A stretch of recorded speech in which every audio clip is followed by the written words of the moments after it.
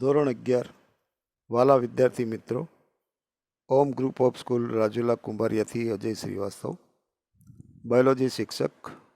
Online અભ્યાસમાં આપ સૌનું સ્વાગત કરું છું. અગાઉ આપણે આદિ કોષ કેન્દ્રીય કોષ એની રચના વિશે અભ્યાસ કર્યો, જેમાં આપણે કસા, પીલી અને ફિમ્બરી વિશે પણ થોડુંક જાણ્યું. હવે આજે આપણે સુકોષ કેન્દ્રીય કોષ એની વિશે માહિતી મેળવશું. તો સુકોષ કેન્દ્રીય સજીવોમાં કયા કયા સજીવોને આવરી લેવામાં આવ્યા છે? સર્વપ્રથમ એ અથવા તો વનસ્પતિ અને પ્રાણી કોષ વચ્ચેનો તફાવત આપતો એવી આકૃતિ, જેના દ્વારા આપણે સુકોષ કેન્દ્રીય કોષ વનસ્પતિ અને પ્રાણી કોષ વચ્ચેનો તફાવતનો આજે આપણે અભ્યાસ કરીશું. તો સુકોષ કેન્દ્રીય સજીવોમાં બધા જ પ્રજીવ વનસ્પતિઓ, પ્રાણીઓ, પ્રોટિસ્ટા અને ફૂગનો સમાવેશ થાય છે. સુકોષ કેન્દ્રીય સજીવોમાં બધા જ પ્રજીવ વનસ્પતિ, પ્રાણી, પ્રોટિસ્ટા અને ફૂગનો સમાવેશ થાય છે. તો હવે આપણે જોઈએ કે સુકોષ કેન્દ્રીય કોષની લાક્ષણિકતાઓ શું શું છે, એની ખાસિયત શું શું છે. તો સુકોષ કેન્દ્રીય કોષોમાં પટલમય અંગિકાઓના કારણે કોષરસ એ વિવિધ ભાગોમાં વહેંચાય છે. કારણ કે સુકોષ કેન્દ્રમાં આવેલી અંગિકાઓ એ પટલમય હોય છે, એટલે અંગિકાઓની આજુબાજુ આવરણ હોય છે, જેના કારણે કોષરસ છે એ જુદા જુદા ભાગોમાં વહેંચાય છે.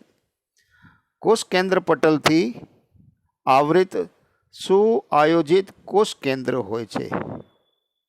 આ સુકોષ કેન્દ્રીય કોષની ખાસ લાક્ષણિકતા કે જેની અંદર કોષ કેન્દ્ર પટલથી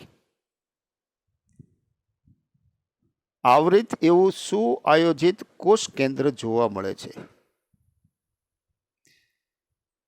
તેમજ પ્રચલન સંકુલ અને કોષરસ કંકાલ જેવી રચનાઓ પણ જોવા મળે છે. આનુવંશિક દ્રવ્ય રંગસૂત્ર સ્વરૂપે ગોઠવાયેલ હોય છે. આનુવંશિક દ્રવ્ય એટલે કે રંગસૂત્ર, જેને આપણે DNA તરીકે ઓળખીએ છીએ. ઉપરાંત વનસ્પતિ અને પ્રાણી કોષનો જો આપણે તફાવત જોઈએ તો આપણે વનસ્પતિ કોષ અને પ્રાણી કોષ એમ બંને કોષની આકૃતિ અને એમાં દર્શાવેલ બધાય નામ નિર્દેશનવાળા અંગિકાઓ એનો અભ્યાસ કરવો પડે. તો વનસ્પતિ અને પ્રાણી કોષ એકબીજાથી જુદા પડે છે. જેમ કે વનસ્પતિ કોષો એ કોષ દિવાલ, રંજક દ્રવ્ય અને મોટી એવી કેન્દ્રસ્થ રસધાની ધરાવે છે. તો આકૃતિમાં તમે જોઈ શકો છો, જે પીળા રંગની દેખાય છે, જેને આપણે રસધાની તરીકે ઓળખીએ છીએ. એ ઉપરાંત તમે આકૃતિમાં જુઓ તો સૌથી બહારનું જે આવરણ છે એને આપણે કોષ દિવાલ તરીકે ઓળખીએ છીએ. એ ઉપરાંત હરિત કણ પણ જોવા મળે, જેને આપણે રંજક કણ કહીએ છીએ. એ ઉપરાંત નાની નાની અનેક અંગિકાઓ જોવા મળે છે, જે નામ નિર્દેશન કર્યું છે. આ અહીં આપેલી વનસ્પતિ કોષ અને ત્યારબાદ આપેલી આકૃતિમાં જોશો તો તમને એમાં પણ જુદી જુદી અંગિકાઓ જોવા મળશે કે જે પટલથી આવૃત હોય છે. આ પ્રાણી કોષ અને વનસ્પતિ કોષ દરેક વિદ્યાર્થીએ પોતપોતાની નોટબુકમાં કમસે કમ 2 વખત દોરી નામ નિર્દેશન કરવા. જેથી કરીને પરીક્ષામાં જો આ તફાવત પૂછવામાં આવે કે આકૃતિ દોરીને નામ નિર્દેશન કરો તો આપણને કોઈ મુશ્કેલી પડે નહીં. એટલા માટે આ બંને આકૃતિઓ વનસ્પતિ કોષ અને પ્રાણી કોષ એની આકૃતિ પોતપોતાની નોટબુકમાં પેન્સિલથી દોરી નામ નિર્દેશન અચૂક કરવા. હવે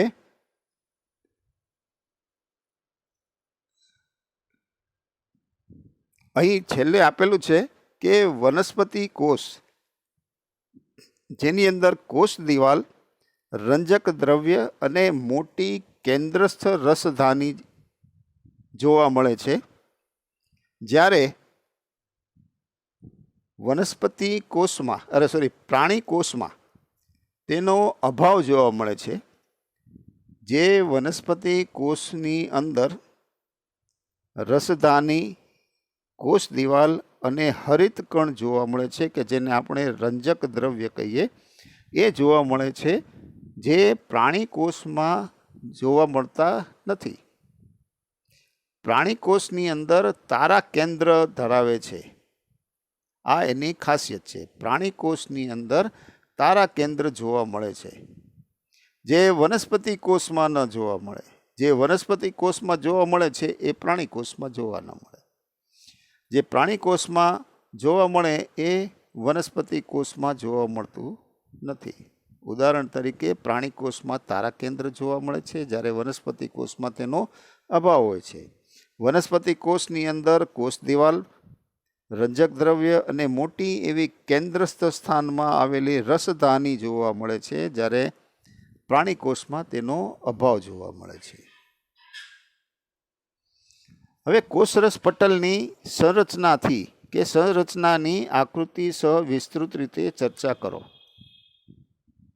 કોષરસ પટલની રચના આકૃતિ સહિત આપણે વર્ણવાની છે. તો ઇલેક્ટ્રોન માઇક્રોસ્કોપની શોધ એટલે કે લગભગ 1950માં થયા પછી કોષરસ પટલની એવી વિસ્તૃત રચનાનો અભ્યાસ છે એ થઈ શક્યો.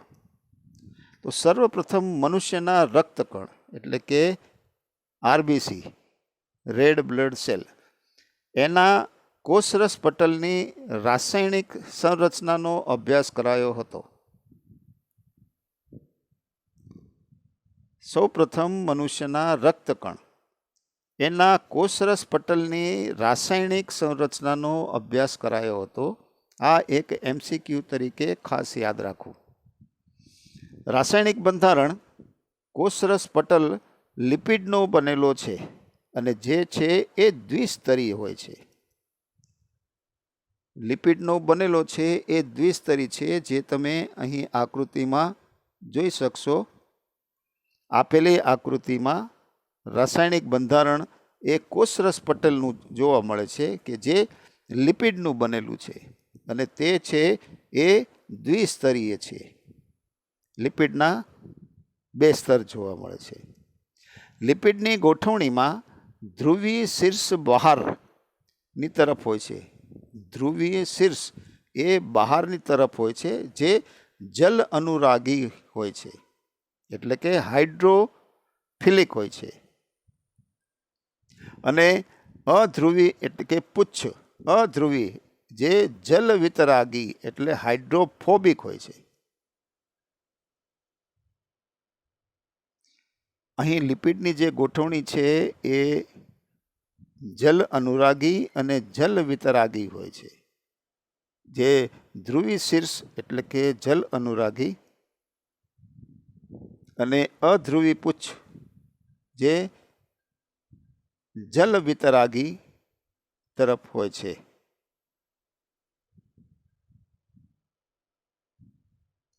જેના કારણે હાઇડ્રોકાર્બનની બનેલી અધ્રુવી પૂંછડી જલકૃત પર્યાવરણથી સુરક્ષિત રહે છે. લિપિડનો ઘટક ફોસ્ફોગ્લિસરાઇડનો બનેલો હોય છે. અહીં લિપિડનો ઘટક છે એ ફોસ્ફોગ્લિસરાઇડનો બનેલો હોય છે.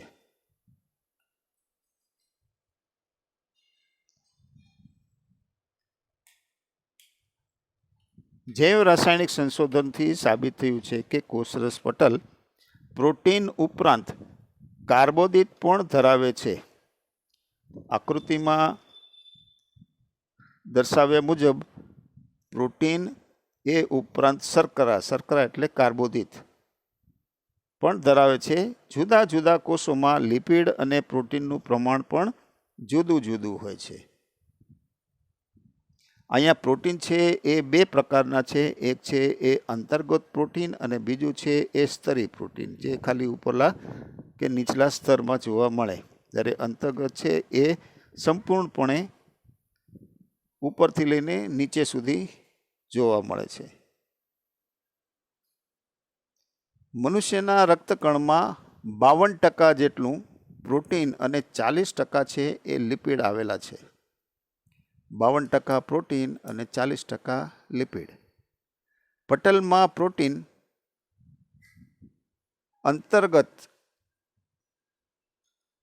પટલમાં પ્રોટીન અંતર્ગત જેને કે ઇન્ટ્રિન્સિક અને પરિઘ વિસ્તાર ઉપર જોવા મળતા પ્રોટીન જેવા ભાગ અલગ કરી શકાય છે.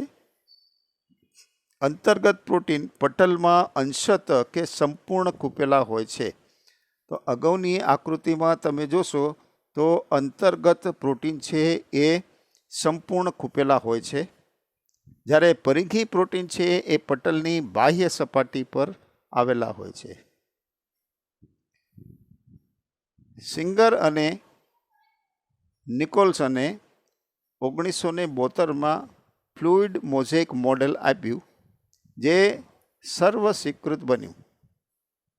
એટલે બધાએ વૈજ્ઞાનિકો દ્વારા એ સ્વીકારવામાં આવ્યું, જેના સંદર્ભમાં લિપિડની અર્ધ તરલ પ્રકૃતિના કારણે તેની દ્વિસ્તરીય ગોઠવણીઓમાં અંદર પ્રોટીન પાર્શ્વી ગતિ કરે છે. પટલમાં તેની ગતિ કરવાની ક્ષમતાને તરલતાના આધારે નક્કી કરી શકાય છે.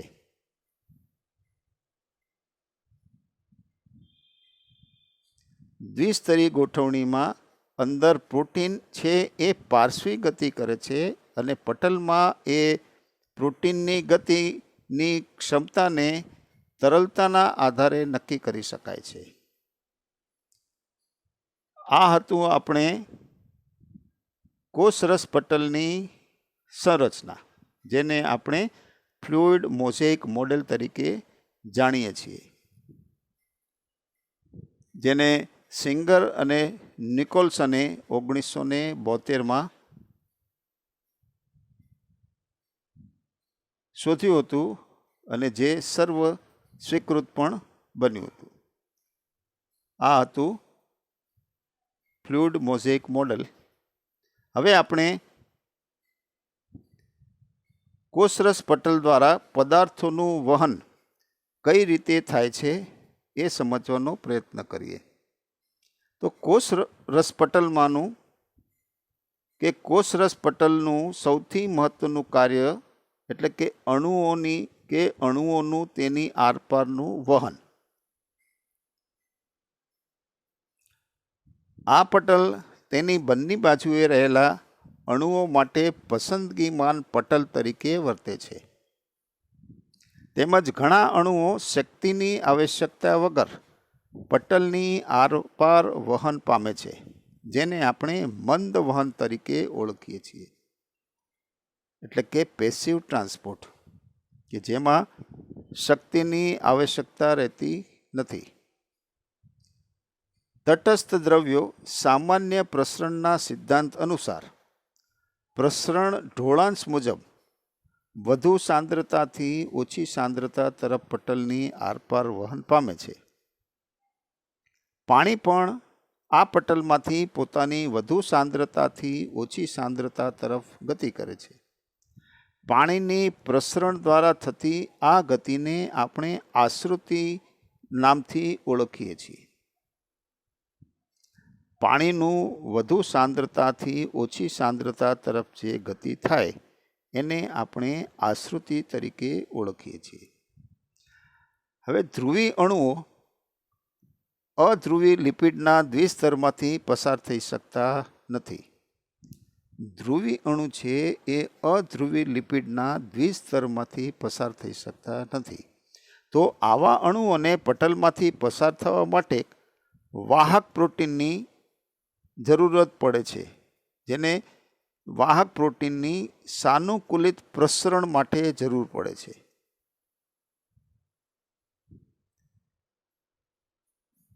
ધ્રુવી અણુ છે એ અધ્રુવી લિપિડના દ્વિસ્તરમાંથી પસાર ન થઈ શકે, જેના કારણે એને અણુઓને પટલમાંથી પસાર થવું હોય તો એની માટે વાહક પ્રોટીનની જરૂરત પડે.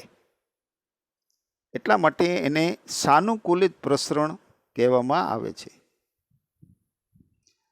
કેટલાક આયનો કે અણુઓનું વહન પટલની આરપાર સંકેન્દ્રતા ઢોળાંશની વિરુદ્ધ દિશામાં થાય, એટલે કે ઓછી સાંદ્રતાથી વધુ સાંદ્રતા તરફનું વહન ક્રિયાશક્તિ ઉપર આધારિત છે,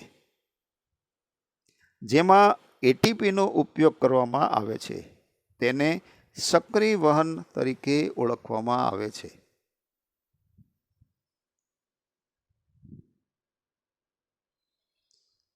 હવે આપણે કોષ દિવાલનું રાસાયણિક બંધારણ તથા તેનું કાર્ય એની વિશે થોડીક માહિતી મેળવીએ તો ફૂગ અને વનસ્પતિના રસપટલની બહાર આવેલી એક નિર્જીવ દ્રઢ રચનાને કોષ દિવાલ તરીકે ઓળખવામાં આવે છે. ફૂગ અને વનસ્પતિના રસપટલની બહાર નિર્જીવ દ્રઢ રચનાને કોષ દિવાલ તરીકે ઓળખવામાં આવે છે. આ કોષ દિવાલ કોષને ફક્ત આકાર આપવા ઉપરાંત કોષને યાંત્રિક નુકસાન અને ચેપથી પણ રક્ષણ આપતી નથી, પરંતુ એ ઉપરાંત કોષો વચ્ચે સંપર્ક બનાવી રાખવા તથા અનિચ્છનીય મહાઅણુઓને કોષને અવરોધ પ્રદાન કરે છે. એટલે કોષ દિવાલનું ફક્ત કામ છે એ આકાર આપવાનું કે યાંત્રિક નુકસાન ન થાય કે ચેપથી રક્ષણ કરે એવું નથી, પણ એ ઉપરાંત તે આજુબાજુના કોષ સાથે સંપર્ક બનાવી રાખે છે. એ ઉપરાંત અનિચ્છનીય મહાઅણુઓને કોષને અવરોધ પ્રદાન કરે છે.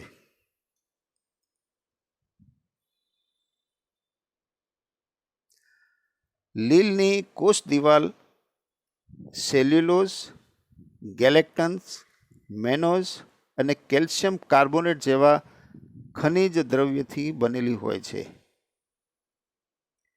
લીલની કોષ દિવાલ સેલ્યુલોઝ, ગેલેક્ટન, મેનોઝ અને કેલ્શિયમ કાર્બોનેટ જેવા ખનિજની બનેલી હોય છે.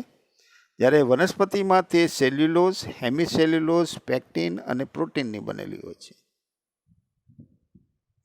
વનસ્પતિના તરુણ કોષમાં પ્રાથમિક કોષ દિવાલ જોવા મળે છે, જેમાં વૃદ્ધિની ક્ષમતા હોય છે કે જે પરિપક્વતાની સાથે જ ક્ષય પામી જાય છે, અને તેની સાથે કોષની અંદર દ્વિતીયક કોષ દિવાલનું નિર્માણ થાય છે.